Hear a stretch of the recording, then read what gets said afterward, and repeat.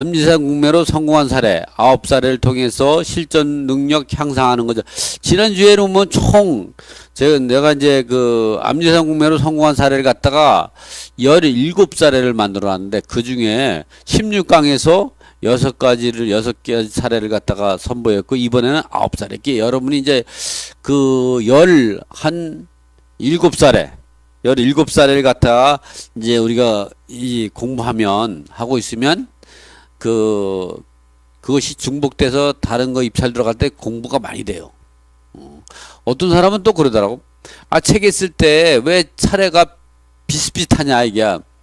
아니, 그럼 다 내가 낙찰받은 사례인데, 이 책에도 넣고 저 책에도 넣고 해야지. 그러잖아요? 뭐 그런 사람도 있더라고. 책에 왜, 지분경매 책도 들어가고 공매책도 똑같은 사례가 들어가냐. 그럼 낙찰받은 사례가 그러면 내가 그러니까 여기도 넣고 한 거지. 그거 갖고 그 얘기하는 사람인데 그거는 옳지 않은 거예요. 왜냐면 이렇게 중복된 표현이 공부하긴 좋아요.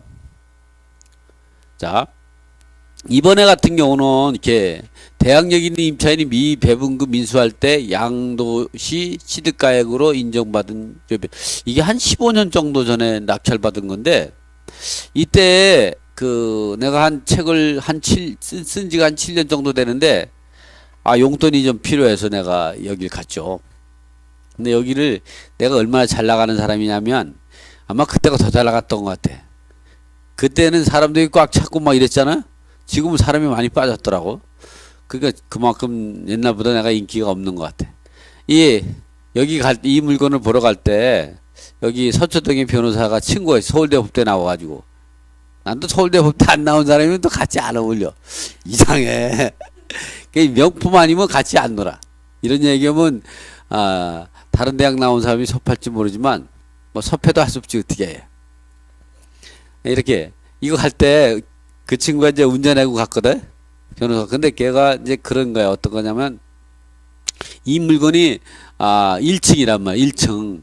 1층짜리 아파트 사냐고 그냥 그러는 거야. 그래서 내가 이걸 낙찰받고 잔금을 치르고 또 내가 이제 팔았다고 그러니까 또 따라왔어. 근데 잔금을 치르고 보름 만에 팔았거든, 이게.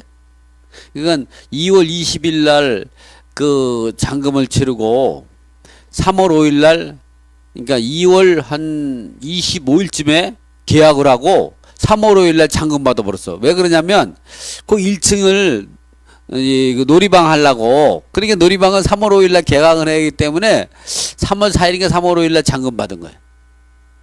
그러니까 이 사람이 아주 놀라는 거야. 아니 어떻게 보름 만에 파느냐 이가. 그리고 1층이 또 절세까지 해가면서 팔았으니 또 이 절세 요즘에 보면은 좀 못된 사람들이 많아가지고 이상한 얘기 하면은 그거 갖고 또 고발하는 사람도 있어요. 이미 이거 뭐 15년인가 20년 지난 얘기니까 지금은 정직하게 살아서 절세하는 걸 안 해요. 옛날에 이제 그랬다는 얘기죠. 그리고 또 얘기한 거는 웃자고 얘기한 거니까 진짜 죽자고 달라들면 안 돼. 재밌자고 한 얘기죠. 그걸 또 진짜인 줄 알고 고발하면 안 돼. 그래서 이게 아주 요거 해가지고 한 4천만 원 벌었어요. 누이졌고 매부졌고 해가지고. 그러니까 아니 한참 책 쓰고 일도 못하고 막 이랬는데 이거 하나 갖고 4천만 원 들어오니까 또 용돈이 바로 잔금 치르고 바로 보름 만에 4천만 원 정도가 세금 다 제하고 4천만 원 정도 남았으니까. 그런데 여기에 선순위 임차인이 있어. 그래서 싸게 산 거예요. 자, 여러분이 그거 봐봐. 대항력이 있는 선순위 임차인이 있을 때, 이 사람이 배당 요구했을 때 어떻게 처리하는가. 근데 여러분이 경매에서는 배당이라지만 공매에서는 배분이에요. 근데 가끔가다 보면 이제 제가 지금 공매 시간에도 배당이라고 표현할 수도 있는데, 그냥 왔다 갔다 하는 거지, 뭐. 그지? 여러분이 배분이라면 잘 모를 수도 있기 때문에 가끔가다 배당이라고도 얘기하고 왔다 갔다 하니까 정식적인 용어는 배분이다. 자, 대항력 있는 임차인이 미배분금 인수할 때 양도시 이 미배분금 선순위 임차인의 미배당금을 인수한 금액을 취득가격에 포함해서 양도세 계산할 때에 취득가액에 포함되는 거죠. 이 낙찰가 플러스 선순위 임차인의 미배당금 인수금액을 합치는 게 총 취득가가 되는 거예요. 그러려면 우리가 어떻게 해야 되냐, 그걸 갖다가 여러분이 하나 알아둘 게 뭐냐면 이런 거거든요. 우리가 근저당권자가 경매를 신청했어. 아니면 배당 요구했는데 미배당금이 생긴다 그러면 거기다가 배당금을 표시해주고 근저당 설정계약서에다가 배당금을 표시하고 그리고 돌려줘요. 왜? 나머지 못 받은 돈을 또 다시 받으라는 거죠. 그러나 전액 배당 받았다 그러면 몰수해서 이 보존기에 왜냐면 나중에 채무자가 언제든지 달라면 지급해야 되는 거거든요. 또 이와 같이 임차인 같은 경우도 전액 배당 받다면 임대차 계약서가 몰수되는 거죠. 그러나 미배당금이 생기면 계약서에다가 배당금을 기재하고 그리고 줘요. 그러면 그 배당금 플러스 원래의 전세보증금하고 배당금을 빼면 차액은 못 받는 돈은 누구한테? 다시 임대인한테 받으라는 거죠. 아니면 선순위 임차인은 낙찰자한테 청구하는 거고, 후순위 임차인으로서 이 소멸되는 낙찰자가 인수하지 않은 소멸되는 이 사람은 전 소유자, 즉 임대인에게, 채무자에게 받으라고 돌려주는 거예요. 항상 그래요. 지금도 마찬가지고. 응? 무슨 얘기? 무조건 이제 돌려주는 게 아니에요. 배당에서 그렇게 배당 기일날 가면 그렇게 주는 거예요. 배당금을 딱 찍고 그리고 돌려줘. 청구하라고. 선순위 임차인은 낙찰자에게 달라고 청구하는 거고, 줄 때까지 주택인도를 거부할 수 있는 거죠. 그리고 후순위 임차인은 채무자에게 청구를 하고 돌려주는 거예요. 자, 낙찰자의 인수금액 확인 절차와 양도세 신고 시 취득가에 포함하기 위해서 어떻게 해야 되는가? 대항력이 있는 임차인의 미배금은 1차적으로 공매집행관에서 발급한 배분계산서를 통해서 배분표를 배분계산서라고 하는데 배분계산서가 맞는 배분계산서를 통하여 확인하고 2차적으로 임대차 계약서 상의 배분금 표시 사항 등을 보고 확인하면 된다. 대항력이 있는 임차인의 미배금 지급 시에는 임차보증금 인수 확인서, 인감증명서가 첨부된 것을 받음과 동시에 임대차 계약서, 자산관리공사 배분금을 표시하여 반환하는 계약서를 받아서 함께 보관하면 된다. 보관하고 있다 양도소득세 계산할 때 첨부하면 그 차액을 인수했다는 것이 있는 거죠. 이 계약서에 보면은 차액 배당받은 금액이 있고, 그리고 선순위 임차인에 대한 미배금의 인수금액에 대해서 별도로 확인하고 그 임차인의 인감증명 첨부하면 되는 거죠. 그래서 이렇게 이게 그 당시 지은 지가 한 7년? 5년, 7년 된 건데 70대 된 노부부가 살더라고요. 70대가. 그래서 이렇게 나이가 많으신 분들도 이렇게 우리가 예의를 갖춘다고 해가지고 정중한 표현을 간다고 그래가지고 상대방이 나를 무시할 것 같잖아요. 절대 아니에요. 오늘은 가가지고 좀 명동에 갈 때 좀 많이 웃었는데 가만히 보니까 이제 그게 이제 나중에 책 잡힐 수도 있죠. 내가 여러분 분위기 좋게 해주려고 여러분이 긴장하기 때문에 내가 웃음을 보인 거지, 여러분들한테 내가 여러분을 놀리려고 이렇게 한 게 아니고, 지금 내가 웃음을 보이고 그런 거는 여러분이 너무 경직된 걸 풀어주기 위해서 하는 거다. 왜냐면 나는 이게 전문 직업이기 때문에. 사실 전문 직업이니까 명도 같은 경우는 사실 놀러 가는 거, 소풍 가는 거예요. 그러니까 가까다 보면 본의 아니게 막 웃고 막 이럴 수가 있어요. 그럴 때 항상 그러면 안 되거든요. 그래서 그런 부분들을 어떻게 푸냐 하면 여러분의 사실은 아무 생각 없이 웃을 때도 있어요. 그럼 나중에는 그 뒷마무리를 하고 오는 거지. 내가 여러분들이 긴장해서 풀어주기 위해서 편안하게 웃은 거다.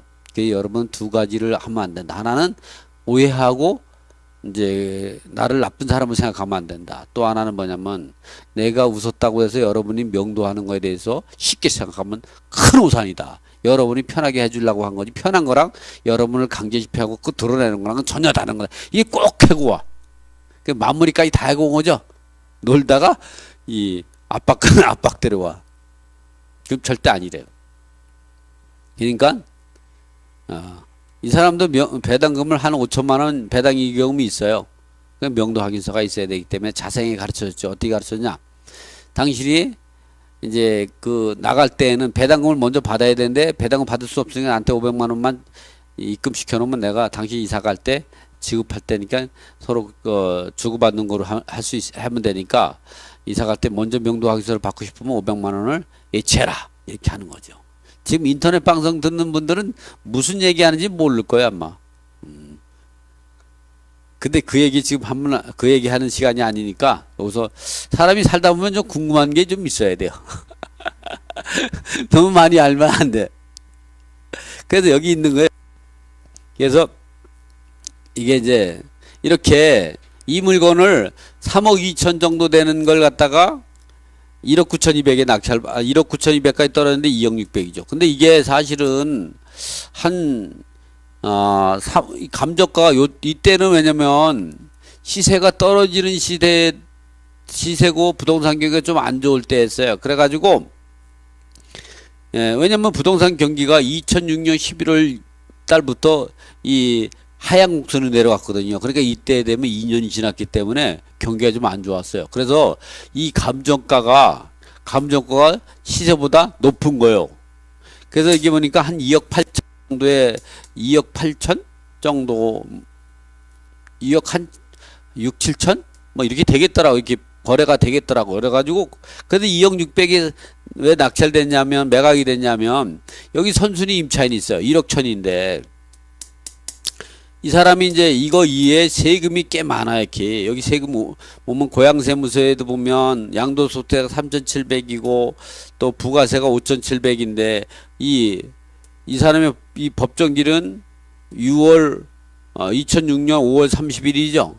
이 사람은 2007년 5월 14일이니까 이게 선순위야. 선순위죠. 법정이 빠르죠. 이거는 언제냐? 4월 25일이니까 이거보다 빨라. 그러니까 이거랑은 합치면 한 9천 정도 되죠. 이 9천. 그리고 재산세는 57만 원. 요게 임차인보다 빠르니까 한 1억 정도가 임차인보다 빠르더라고요. 임차인보다. 그리고 이 사람한테 이걸 하니까 이거 하고 1억 하고 2억 천이 되는 거죠. 그러면 어떻게 2억 6백이 낙찰 받았으면 여기서 여기까지의 갭이 나오고 또 이 공매가 이 당시에는 2.8%였어요. 지금은 3%예요. 수수료가. 공매 집행비용이 지금은 3%에다가 기타 비용 들어가면 한 3.1% 잡아야 되는데 이 당시에는 2.8%. 이 세무서에서 받는 이 매각 수수료가 이 경매에서도 매각 수수료가 있죠. 여기도 매각 수수료가 지금은 이 당시에 2.8%라 한 대충 한 3% 잡으면 빼고 나니까 얼마가 부족하냐면 한 500만 원 정도를 인수해야 되겠더라. 얘가 미배부담금 이 선순위 이 말소기준 권리보다 선순위예요. 이 사람이. 왜냐면 말소기준 권리가 등기된 게 말소기준 권리냐면 이 근저당권자가 2008년 1월 21일이죠. 이 근저당권자는 하나도 못 받았어. 1순위를 금민은행이 근저당에서 째는데 세금이 빨라가지고 하나도 못 받았어. 이 사람. 그런 줄 알았으면 이 국민은행이 대출 해줬겠어? 안 해줬겠죠? 얘들 있잖아요. 이게 현찬 일반 서민들한테는 그냥 큰소리 치지만 이 세금한테는 또 찍소리 못해요. 얘 국민은행 1순위 근저당에서 째했는데 한 푼도 못 받았어. 어쨌든 이 사람이 이제 그 미배당금 생겨가지고 그 미배당금 500만 원을 어떻게 처리했느냐?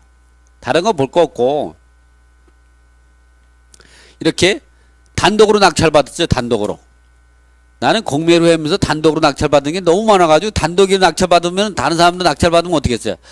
이거 뭐 권리 분석이 잘못된 거 아닌가 막 이런 걸 고민하죠. 나 같은 경우는 뭐 당연한 거라고 생각하니까 전혀 그런 거 생각을 하지 않는다. 그래서 요거를 이렇게 낙찰받고 나서 인수금액을 해봤더니 배당기일 가보니까 직접 가서 내가 배분길에 가봤더니 임차인이 얼마를 배당을 받았냐면 1억 486만 8,237원이에요. 그러니까 내가 예상 배당표를 짜가지고 인수금액을 500만 원 계산했는데 몇만 원 더 늘어났죠? 인수금액이 몇만 원? 얼마야? 501만 몇천 원 된 것 같은데. 510만 원 정도 인수 금액이 들어가. 그러니까 이렇게 해서 요걸 주고 이제 이렇게 선순위 임차인 같은 경우는 이렇게 미대한 배당금이 생기면 명도 확인서가 필요 없이 이걸 받아요. 여러분이 선순위 임차인이냐 후순위 임차인이냐에 따라 나가지고 선순위 임차인이 미배당금이 생기면 명도 확인서 필요 없어. 100% 다 받는다 그러면 명도 확인서 낙찰자의 명도 확인서 필요하죠. 그렇지만 후순위 임차인 같은 경우는 명도 확인서가 꼭 필요한 거예요. 또 이 명도 확인서가 필요 없는 사람은 두 사람이에요. 하나는 선순위 임차인이 미배당금이 생길 때, 또 채무자가 배당 잉여금을 받을 때에는 이 명도 확인서가 필요 없어요. 그래서 채무자가 뭐 몇천만 원 배당을 받을 때 그냥 내비두면 안 돼요. 배당금에 대해서 채권 가압류 해놔야 돼요. 그래야만이 그 가압류를 풀어주면서 동시행으로 주택을 인도받는 거죠. 그럴 때에도 닭이 먼저냐 계란이 먼저냐 이런 문제가 생길 수 있어요. 어떤 문제가 생기냐? 먼저 가압류를 풀어줘야 배당금을 받죠. 그래 이사 나가잖아요. 그럴 때에는 1,000만 원이라도 가져오라는 거예요. 1,000만 원 받고 가압류 풀어 배당 받고 하고, 또 돈이 없다 그러면 어떻게 했어요? 이제 전에 그래도 하도 돈이 없다라고 어떻게 했냐면 그걸 하는 법무사나 이 가압류를 풀어주는 법무사나 변호사가 이제 보증서 써, 각서 써. 이게 잘못되면 자기가 대신 물어준다는 거. 변호사한테 그렇게 했더니 변호사가 엄청 기분 나빠하더라고. 자기를 못 믿냐. 그래서 내가 속으로 그럴 리가, 나는 엄격하게 하려고 한다. 그러면 속으로 내가 너를 어떻게 믿냐. 근데 대놓고는 못했지만 어쨌든 그래. 그래서 이렇게 해보면은 우리가 이제 이랬을 때는 요 510만 원 정도를 갖다가 정확히 말하면 여러분 정확히 따지면 얼마냐면 1억 1,000만 원에서 여기 104 868 237 하면 513만 1,763원. 이걸 왜 이렇게 정확히 계산해 주냐면요. 이렇게 정확하게 숫자까지 이렇게 끝에 쪽까지 인수금액을 이렇게 써주면은 왜 좋으냐 하면 이것이 정확해져 보는 것 같아요. 이 권리 분석이.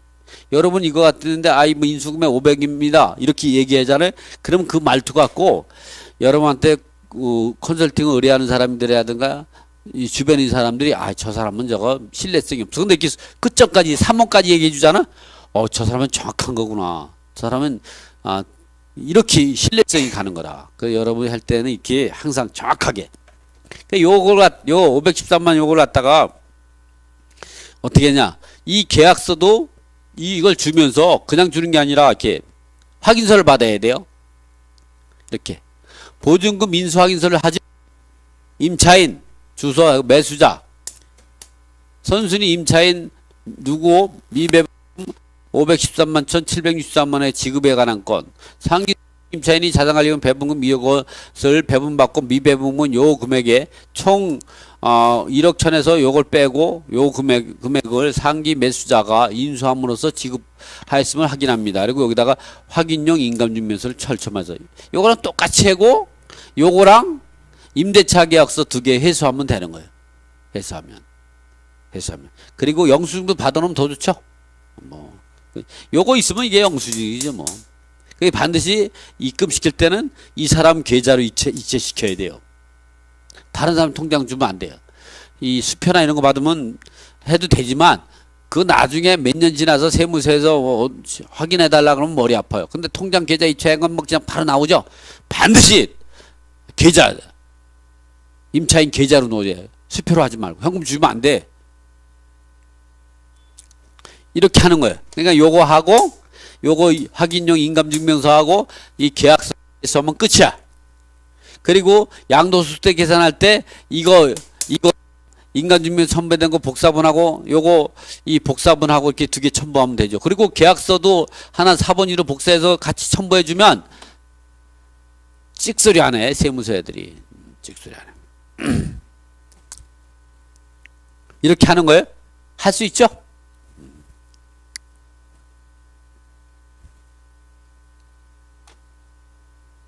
그래서 취득가액이 어떻게 되냐? 낙찰받은 금액하고 요 프랑스가 총 취득가가 되는 거예요. 엄밀히 따지면 요 500만 원도 취득세 내야 되는 거예요. 에? 이거 등기 안 되는 거죠? 그래도 요 금액만큼 취득세 내야 되는 거예요. 법적으로 따지면. 근데 그걸 누가 챙겨? 안 챙기죠? 낙찰 대금에 내고 이걸 안 냈잖아? 근데 원래는 이것도 취득세 내야 되는 거예요. 법적으로. 금액이 크면 나중에 조사 나와. 자, 이번에는 매각 확정 결정 전에 공의자 우선 매수가 신청으로 해서 차순위 매수 신고이 된 경우, 내가 낙찰 받았을 때 공의자가 우선 매수화 해가지고 이렇게 신정도, 이게 지금 현대에서 신정 내거리에 아주 그싸하게 그 아파트가 재개발이 됐죠, 이미.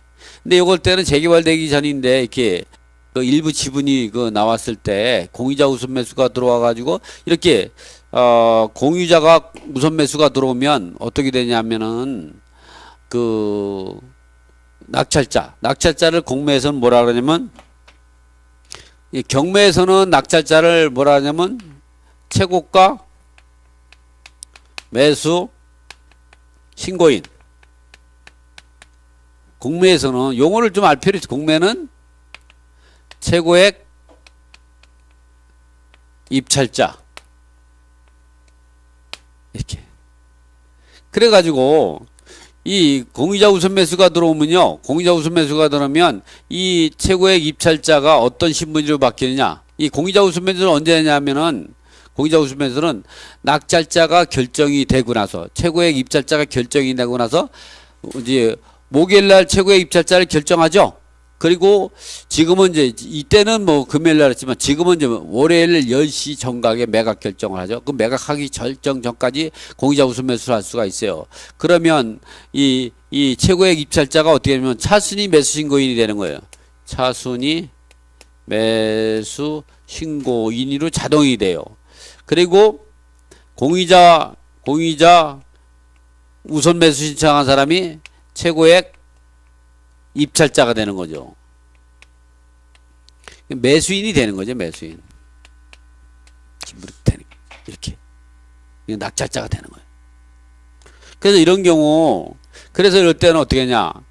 이 자산관리공사에 전화 온다고요. 어떻게 하겠습니까? 최고액 입찰자의 지위를 포기 신청서를 제출하겠습니까? 아니면 그냥 차순위 매수인거의 지위를 가지고 하겠습니까? 그러면 이 차순위 매수인 것 같다면 이 공의자 우선 매수한 사람이 잔금 납부할 때까지 입찰 보증 돌려받지 못해요. 그럼 어떻게? 차순위 매수 신고를 포기하면 바로 이 돈을 돌려받을 수 있는 거예요. 그러니까 최고의 입찰자의 지위를 포기 신청서를 제출하면 바로 돈을 받을 수 있어요. 그렇기 때문에 이런 경우에 공의자 우선 매수 들어오면 바로 최고의 입찰자의 지위 포기 신청서를 제출해 가지고 돈을 바로 돌려받으면 된다. 그래서 이것도 그래서 돌려받은 거예요. 또 하나 이런 경우를 낙찰받으면 재개발이죠. 내가 이걸 낙찰받으면 단독 분양권자가 되냐 공동 분양권자 되냐 이런 부분도 우리가 생각할 필요가 있고, 요거는 매각이 되는 지분이 보면 이용준 지분이 그 91.2 제곱미터, 그러니까 14분의 3이 되는 거죠. 건물은 145.4 제곱미터 중 27. 요거하고 요 91.2 제곱미터 요게 이제 공매되는 거기 때문에 이거로 해서 그 공동 분양권자가 되지 단독 분양은 되지 못해. 그 어쨌든 그렇다고 하더라도 이 가치가 있기 때문에 이게 한 뭐 1200, 1300 정도 가는 거기 때문에 이 정도 금액이 한 뭐 5, 600만 원 정도밖에 안 됐어요. 어쨌든 공의자 우선 매수가 들어와서 지금도 마찬가지. 이런 경우는 공의자 우선 매수를 들어왔을 때 공의자 우선 매수는 낙찰자 결정이 되고 목요일날 결정이 되고 월요일 10시에 매각 결정이 되기 전까지 할 수 있다. 여기는 몇 사람이 하나 둘 셋인데 1등 했죠. 우리는 2등이라는 건 하지 않아요. 2등을 왜 해? 1등 하지. 어디 가서 얘기했더니 그러더라고. 이게 무슨 1등 하는 공식이 있습니까? 입찰가를 쓰는 어떤 공식이 있습니까? 내가 있다 그랬어요. 나중에. 예, 최고액 입찰자 지위 포기 신청서는 지금처럼 작성하면 돼. 이 서류가 있어요. 그대로 제출하면 돼요. 이제 아홉 번째면은 이제 그 총 17개 중에서 이 9개째죠. 아홉 번째니까 공매로 낙찰받고 나서 채무자 요청으로 매각 결정 동의해주기. 이런 경우라면 이렇게 그 낙찰받고 나서 이 그 지금 같은 경우 보면 매각이 언제 되냐? 목요일날, 월요일날 10시부터 수요일날 5시까지 입찰 기간이 주어지고 그때 입찰서 제출하고 입찰 보증물 납부했을 때 그 목요일날 낙찰자를 결정하면 최고액 입찰자의 지위가 되고, 그리고 3일 있다가 월요일 10시에 매각 결정을 하게 되면 그 매각 결정 이후에는 낙찰자의 동의가 없이는 공매를 취소할 수 없어요. 이래서 이런 경우도 매각 결정이 되기 전까지 숨죽이고 있다가 매각 결정이 돼서 나 찾아갔죠, 이 사람을. 이 사람이 이거 채무가 한 2천만 원인가 3천만 원 때문에 공매 당한 거예요. 그래서 이거를 내가 이제 그랬어요. 이 사람 만났더니 그 사람이 그러더라고. 그 사람이 미국인가 갔다 왔다 하더라고. 그래서 이걸 공매가 진행되는 걸 공시송달로 진행된 걸 몰랐어요. 그랬더니 이 사람이 참 이제 공매 비용을 이 당시에 자기가 알아보니까 한 2천만 원 정도 된다 그러더라고. 그 나보고 들어와 사실 거냐 그래서 그렇다 그랬죠 내가. 그러면 어쩔 수 없지만 공매 비용이 2천만 원이기 때문에 그 정도 주고도 취소를 해준다 그러면 취소를 요청하고 싶어서 찾아왔다 그러더라고. 2천만 원 주신다면 내가 취소해 주겠습니다. 바로 그 자리에 얘기했어.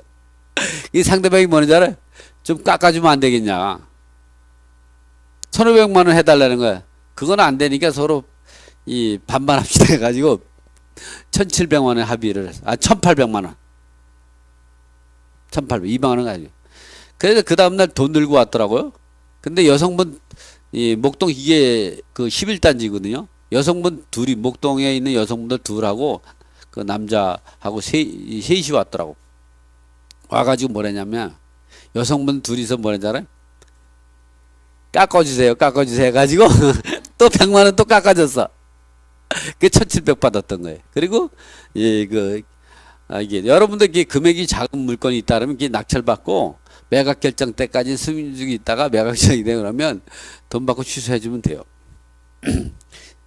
예, 아파트 명도 문제로 명도 문제에 관해서 이야기하고 나오면 얼마 안 돼. 체납자로부터 다음날 만나자고 연락이 왔다. 다음날 만나서 1,000만 공매를 취소하려고 했고 필자가 취소할 수 없다고 하자 상대방으로부터 공매 비용 얘기가 나왔고 공매 비용 정도를 합의하고 취소해 준 사례가 있다. 이런 거죠. 이런 하나 낙찰받고 그냥 바로 내가 취소에 동의해 주잖아요. 그럼 바로 입찰 보증 돌려받는 거예요. 아까 7억인데 얼마로? 5억 6천에 낙찰받은 거죠. 근데 이거 취소해 주길 잘한 게 이거 취소 안 했으면 나 큰일 날 뻔했어. 이게 2007년 5월 17일 정도면은 가격이 조금씩 떨어질 때거든요. 그리고 나서 가격이 많이 떨어졌잖아. 그러니까 그 다음에 어떻게 이 낙찰받은 금액보다 더 떨어졌어. 그랬다 다시 또 올라갔지만. 그러니까 결국은 뭐냐면 잘못하다가는 그 한 1,700 받고 취소해 준 게 낫지. 욕심 부리다가 어떻게 손해볼 뻔했죠? 그래요 안 그래요? 그래요. 어떤 때는 남이 간곡하게 요구하면 정중하게 받아들일 필요가 있어요. 그렇지 않으면 잘못하면 손해볼. 이걸 보면서 그 생각이 많이 들더라고.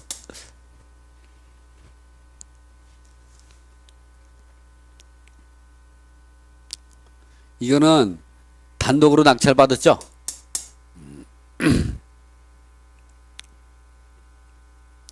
이번에는 이 농지가 공매와 경매로 경합되는 사례에서 어떻게 하면 되는가? 이렇게 공매와 경매가 동시에 경합이 될 때 우리가 대처하는 방법을 나오죠. 이럴 때는 어떻게 하냐? 뭐 경매로 낙찰받고 또 나중에 공매로 낙찰받아도 되고 공매로 낙찰받고 또 경매로 낙찰받아도 얼마든지. 그래서 그런 경우 많아요. 내가 이제 경매로 먼저 낙찰받아. 그러고 나가지고 또 경매로 낙찰 못 받으면 공매로 낙찰 받고. 또 이런 경우가 있죠. 경매와 공매가 동시에 진행될 때 여기 공매로 낙찰 받은 사람하고 경매가 달라. 그럼 누가 소유권을 취득하냐? 잔금을 먼저 치른 사람이 소유권을 취득하게 되는 거죠. 왜? 이 민사집행법 같은 거는 135조에 의하면 그 경매 같은 경우는 잔금을 납부하면 소유권을 취득한다 그랬죠. 또 이 공매 같은 경우는 국세집법에 의해서 77조에 의해서 잔금을 납부하면 소유권을 취득해. 등기와 상관없이. 그 어떤 경우는 보면 등기를 먼저 해갔어요. 실수 있었던 거예요. 같은 날 경매로 잔금 치르고 공매로 치른 게 똑같았어. 근데 경매로 치른 사람이 소유권 이전되기를 먼저 했어. 근데 잔금은 공매가 먼저 치렀어. 그럼 소유권이 무효가 돼가지고 다시 원위치 된 사례가 있어요. 공교롭게 같은 날 그렇게 하는 경우가 있어. 이 공매로 해가지고 농지가 이렇게 공매로 이제 2012년 12월 3일부터 2012년 12월 5일 날 진행이 됐고 6,600에 입찰 들어간 거죠. 매각이 됐어요. 이 농지를 공매로 낙찰받아 소유권을 취득하려면 잔금을 먼저 납부한 사람이 소유권을 취득한다. 공매와 경매가 결합할 때 따라서 공매 절차에서 낙찰받고 경매 낙찰받고 경매 낙찰자보다 먼저 잔금을 납부한다. 그래서 본인이 낙찰받았다. 그런데 더 싸게 사고 있다. 그러면 더 낮은 가격으로 하는 거예요. 그리고 이거 잔금 안 치르고 이거 잔금 치르면 되는겨. 그럼 이게 무효가 되죠. 이게 소유권을 취득하니까 입찰 보증금 돌려받을 수 있는 거예요. 재밌어요. 이렇게 하면. 그런데 농지를 취득할 때 위약점이 농지 취득 자격증을 발급받는 문제인데 경매에서는 매각 허가 전까지 경매에서는 매각 허가 결정하기 전까지 농지증을 제출해야 돼. 그렇지 않으면 입찰 보증은 매각 불허가 되고 입찰부 못 쓸 때. 그러나 공매에서는 언제까지 제출하냐? 이제 매각 결정까지 제출 안 해도 돼요. 잔금 납부할 때까지도 아무 이상 없어. 등기소에 등기할 때, 소유권 이전 등기할 때 그 농지증을 첨부해야 돼. 그렇지 않으면 등기를 안 해줘요. 그 실무에서 어떤 경우가 있었냐? 경매로 낙찰받고 공매로 낙찰받고 잔금을 다 치렀어. 그런데 농지증을 발급 못 받아가지고 2년 동안 소유권 이전 등기를 못 하고 있는 상태에서 그 소유자가 체납자 겸 소유자죠. 공매당한 사람이 그 집을 팔았어요. 다른 데다가. 팔았어. 그러니까 어떻게 했어요? 그래가 나가지고 낙찰자하고 채무자하고 소송이 나왔죠. 그럴 때 대법원까지 가서 어떻게 했냐? 그 채무자 손을 들었어요. 왜냐면 농지증을 발급받지 못해서 소유권 이전 등기를 못했을 때에는 그런 경우는 적법하게 소유권을 취득하지 못한 상태다. 그러한 적법하게 소유권을 취득하지 못한 상태에는 채무자에게 소유권이 있다. 그래가지고 채무자가 소유권 이전 등기하고 그 낙찰자는 어떻게 낙동강에 오리알이 돼버린 거죠. 그래서 농지증을 그렇게 매각 허가 결정할 때까지 첨부하지 않아도 된다고 해서 우습게 생각하면 안 돼요. 소유권 이전 등기를 못해요. 토지거래 허가를 못 받는다든가 농지증을 발급 못 받으면 소유권을 적법하게 취득할 수 없는 거예요. 잔금을 치렀다고 해도 무효가 되는 거예요.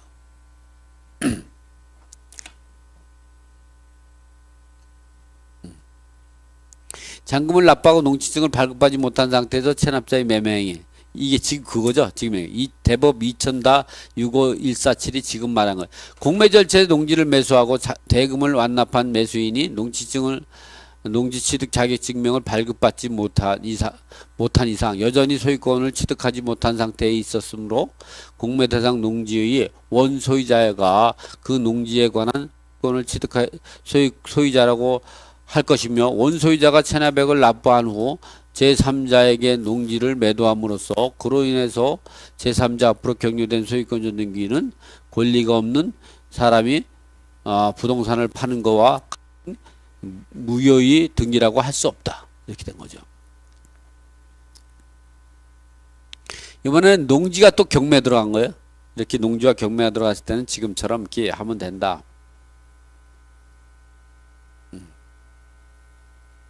그래서 이 사례를 여기다 넣은 거예요.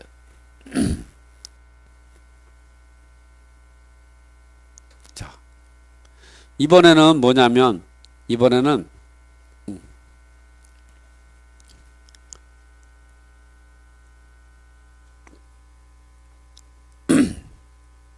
이번에는 건물 전부와 대지 2분의 1 지분을 공매로 낙찰. 이거 제가 낙찰받은 건데 구로 디지털에 얘기해가지고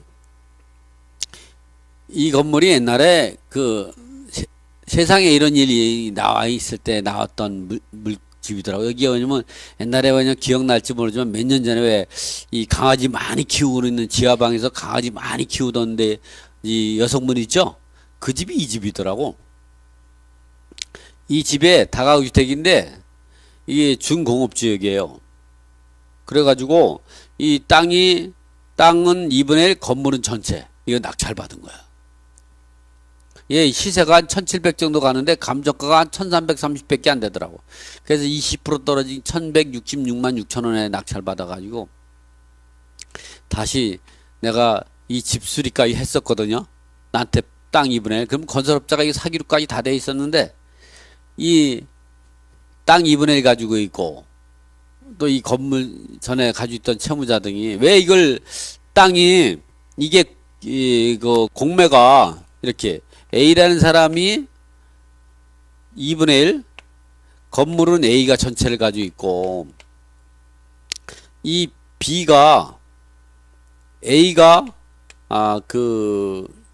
이렇게 B가 가등기가 돼 있어요. 가등기가 있는 상태에서 2분의 1이 B가 먼저 이 2분의 1에 대해서 먼저 가등기가 있고 그 상태에서 A가 소유권을 취득한 거예요. 그러니까 이 사람이 본능이 있으면 소유권을 잃어버리죠. 그래서 공매를 이거를 진행하지 않고 제외시킨 거예요. 이런 이유 때문에. 이 가등기가 본능이 있으면 소유권이 무효가 되니까 요거만 경매를 이제 그 공매를 진행한 거죠. 요거를 낙찰받고 나서 이 A하고 근데 A한테 이걸 사는 거로 매매계약서까지 썼어. 근데 찾아가지고 이 사람이 이걸 40년 동안 사고 이 건물을 진 거예요. 그때 찾아와가지고 뭐라냐면은 새벽에 아버지가 꿈에 나타났다는 거예요. 절대 팔면 안 된다. 그래가지고 다시 자기한테 팔면 안 되겠냐고.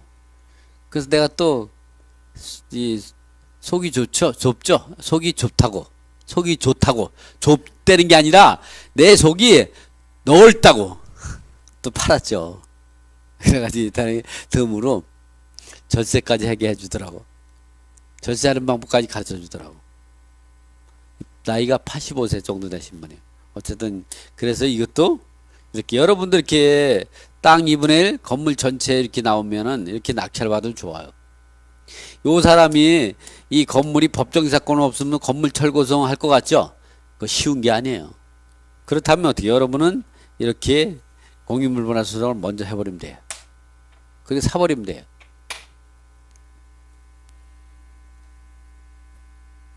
이게 특수물건이에요. 뭐 특수물건이 별거 아니에요. 에? 특수물건 뭐 선순위 임차인이 있는데 선순위 임차인이 가장 임차인이 발견해서 찾는 거. 이게 뭐 그런 거 한 1억 정도 벌죠. 1억 2억. 이렇게 법정 사건이 있는 건물 사보면 또 한 2에서 3억 벌고 막 이러지 돈은. 어떻게 따지면 2, 3억 벌기도 쉬워요. 어떻게 따지면 2, 3천 벌기도 쉽지 않고. 이렇게 사람이 이게 물건을 잘 볼 줄 알아야 돼요. 부동산은 물건을 잘 봐야 돈을 벌 수 있는 거예요. 그래서 이 물건이 3억 1,300인데 2억 5천까지 떨어져서 요거 2억 7,500인가에 낙찰 받았죠. 그래서 은행에서 또 70% 정도 대출해 주더라고요. 그 내 돈 얼마 안 들이고 했어요.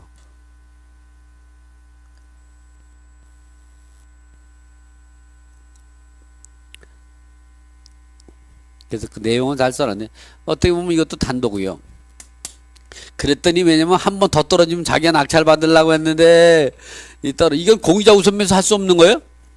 땅 2분의 1 하고 땅은 공유자지만 건물은 공유자 아니죠? 이런 일괄 매각에서는 공유자 토지만 가지고 있는 사람은 공유자 토지와 건물 전체의 지분을 가지고 있는 사람만 공유자 우선 매수할 수 있는 거예요.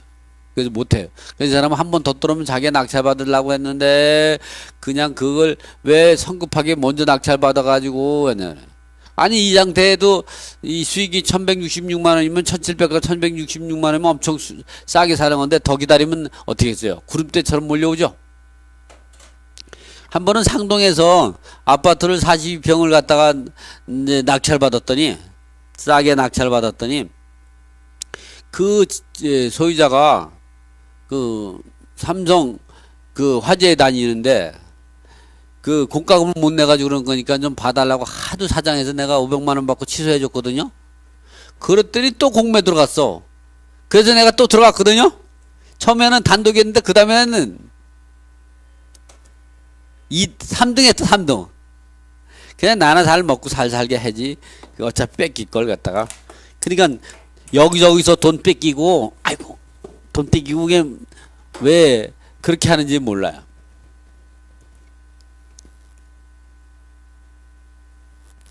이번에는 경매가 진행되고 있는 것을 내는 것을 그것을 공매 낙찰자가 먼저 잔금을 납부해 소유권을 취득한 경우, 이렇게 공매와 경매가 중복해서 진행되는 경우, 이거는 이제 그 평촌에 있는 아파트인데 나 이것 때문에 돈 많이 벌었어요. 이거 경남 아파트, 근데 평촌에 무궁화 경남 아파트인데 이게 왜 돈을 벌었냐? 내가 이거 보면서 잊어버리지 않는 게 뭐냐면, 이렇게 부동산을 투자할 때 사실은 싸게 사도, 이거 싸게 산 게 한 1억 정도 싸게 샀거든요. 1억이 아니라 한 7천, 8천 정도를 왜 싸게 샀느냐? 선순위 임차인이 예상되는 선순위 전입세 대운이 있었어요. 그게 왜냐면 이런 경우가 있어요. 여러분이 보면 이제 그 소유자가 남편이야. 남편. 근데 남편이 전입을 퇴거해버리면, 퇴거라는 게 옮긴다는 거죠. 다른 데로 옮기면, 다른 데로 퇴거해버리면 부인이 전입세 대운이 되죠. 그러니까 이 부인하고 남편은 이게 부부인지는 우리가 뭘 떨어요. 가족관계 증명 띄워보지 않으면 모르는 거예요. 이 물건이 있더라고. 그래서 공매 찾다가 내가 이걸 어떻게 찾았냐? 여기에 이제 근저당권자가 있더라고요. 근저당권자한테 전화해가지고 이제 했더니 안 가르쳐 주더라고. 어쨌든 그래서 내가 잘 얘기해서 이 사람이 부부관계라는 걸 확인했어요. 그래서 입찰 들어갔더니 아우, 나 같은 사람이 또 두 사람이 더 있더라고. 근데 그 사람들은 자기 뺏기 안 들어올 거라고 생각해서 싸게 썼죠. 나는 나 같은 사람이 또 있을 거라고 생각해서 이제 좀 더 썼고. 그래서 여러분이 나는 고수하고 붙으면 내가 훨씬 고수기 때문에 금액을 더 쓰죠. 금액을 더 쓰는 게 고수요. 그래서 내가 낙찰받는데 이게 낙찰받고 나가지고 불과 한두 달 사이에 또 한 7, 8천이 올랐어요. 이거 돈 많이 벌었던 거예요. 그래서 우리가 지금도 생각하는 게 이 낙찰받을 때 싸게 낙찰받는 게 중요한 게 아니라 올라줘야 된다. 근데 거꾸로 반대로 해서 떨어지면 어떡 거야? 그래서 여러분이 오를 수 있는 아파트는 좀 비싸게 사가지고 1등을 해야 된다. 왜냐면 비싸게 사도 더 많이 오르기 때문에 돈을 많이 벌 수가 있는 거죠. 지금 같은 경우가 그런 형국이죠. 이제 뭐 내년 올 11월, 12월 내년 상반기에는 좀 가격이 좀 조정을 받고 그래서 가격이 좀 떨어지고 있지만 그게 뭐 계속 가겠어요. 1년은 못 가지.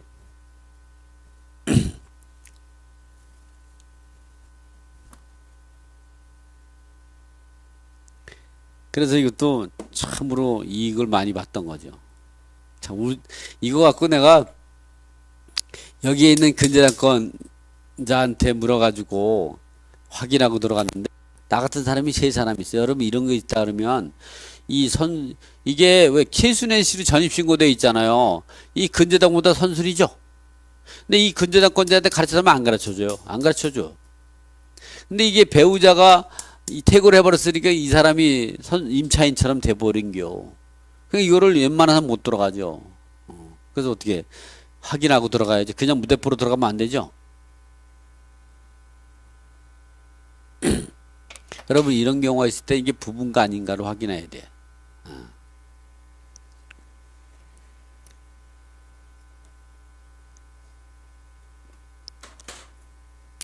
이거 지사대 4세대 주택이 있는 지분이 공매로, 요거는 이제 지상에 이렇게 지상에 이 다세대 주택이 있는데 그 다세대 주택이 있는 걸 갖다가 있는데 땅만 이제 공매로 나온 거죠. 이렇게 여기 있는데 땅만 한 90% 정도가 공매로 나온 거예요. 땅이 134.8제곱미터 중에 57.9가 지분이 이제 공매로 나온 거죠. 이게 57.9제곱미터 아니 134.9 전체가 땅이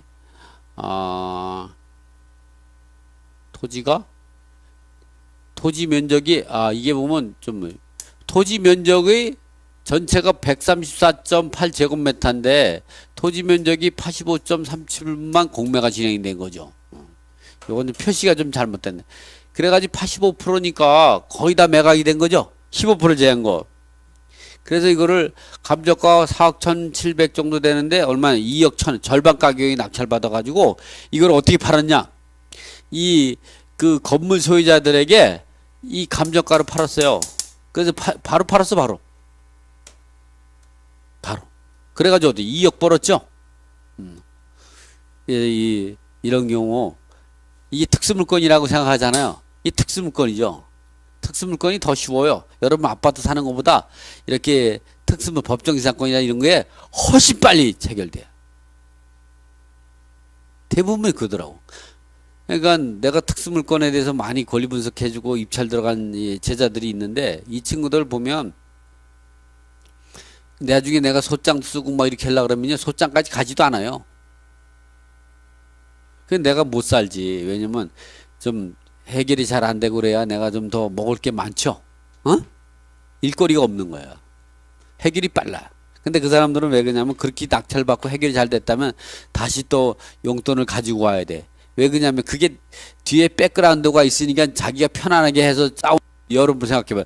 뒤에 뒤에 장군이라든가 이런 사람들이 전략자가들이 딱 지키고 있으니까 이 밑에 보병이가 전쟁을 하는 거잖아. 그리고 뒤에 장군이 장군이 예를 들어서 광개토 대왕이라든가 또는 이순신 장군 같은 뒤에서 딱 버티고 있어봐. 그럼 보병들이 그 사람을 믿고 전력 질주해서 진지를 점령하잖아. 그래서 뒤에 믿는 사람이 없어봐. 어떻게 했어요? 이순신 장군이 그러죠. 공격해라. 그러면 공격하잖아. 그럼 그대로 되잖아. 광개토 대왕이 이 러시아, 중국 다 이 정벌한 나라 그런 사람 아니에요. 그거 보면 옛날에 왜 북이가 러시아예요. 러시아 다 이겼잖아. 그런 거죠. 어쨌든 이게 또 이렇게 했으면 용돈을 가져와야 했는데 안 가져와. 이거 해줬더니 처음에 용돈 받고 옷 양말 한복장 쫙 위부터 아래까지 그냥 싹 그냥 이 강남역에 가면 맞춤집 있어요. 거기 옷 하나 한 벌 쫙 빼주더라고. 그까지 이게 돈이 얼마야? 기껏 다 돈 200만 원 투지 쓰고. 아유, 자식들 너무한 것 같아. 얼마 팔았냐들이 파는 얘기도 안 해. 어쨌든 그런 거예요. 이게 재밌어요. 금방 해결됐어요. 이것도 누가 했어? 단독이죠? 이런 건 다른 애 들어오지도 않아. 그래서 이런 거 권리 분석만 옆에서 해주면요. 자신감 있게끔 이 법영이 뒤에 이순신 장군이나 광개토 대왕이라든가 이런 분들이 있으니까 자신감을 갖고 싸운다고. 자신감을 갖고 싸우면 이기죠. 근데 두려운 마음을 가지면 지죠. 이렇게까지 해주면 잘 해야 되는데 잘 못해. 자, 이번에는 압류 당시에 대지 사용권이 성립되지 않아 분리처분이 가능한 사례 이런 게요.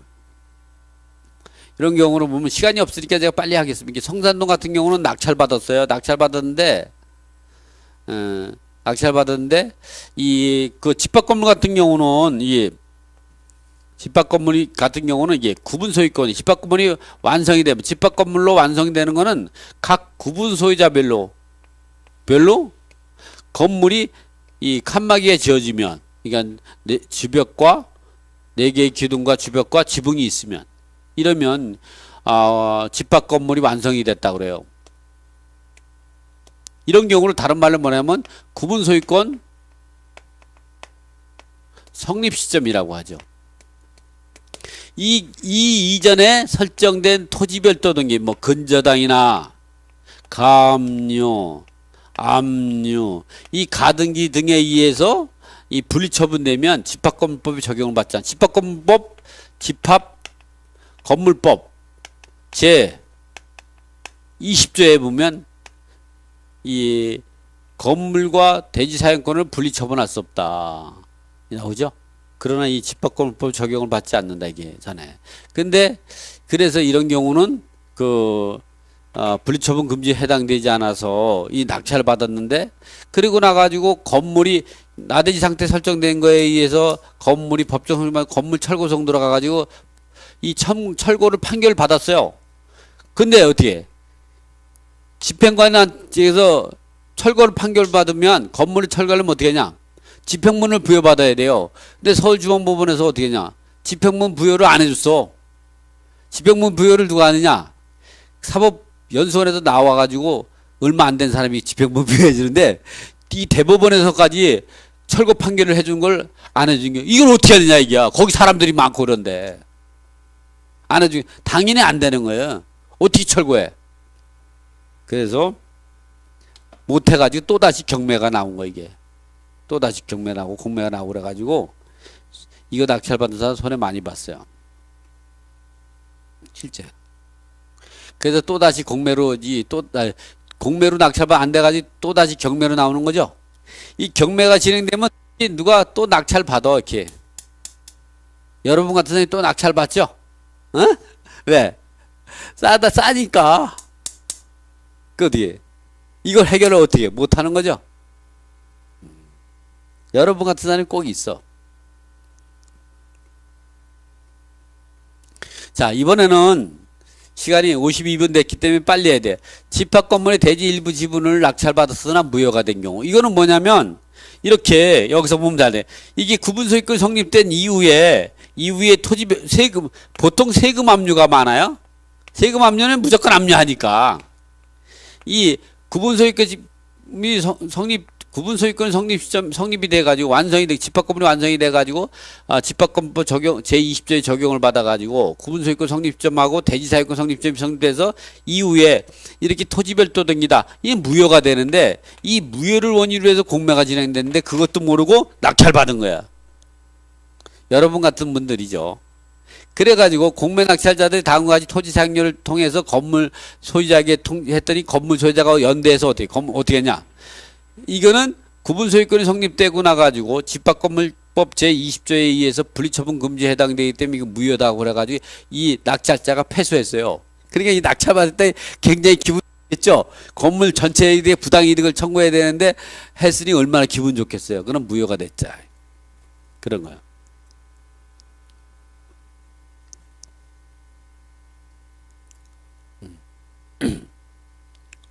자.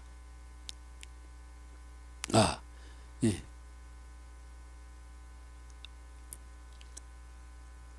이렇게. 이렇게. 그래서 우리가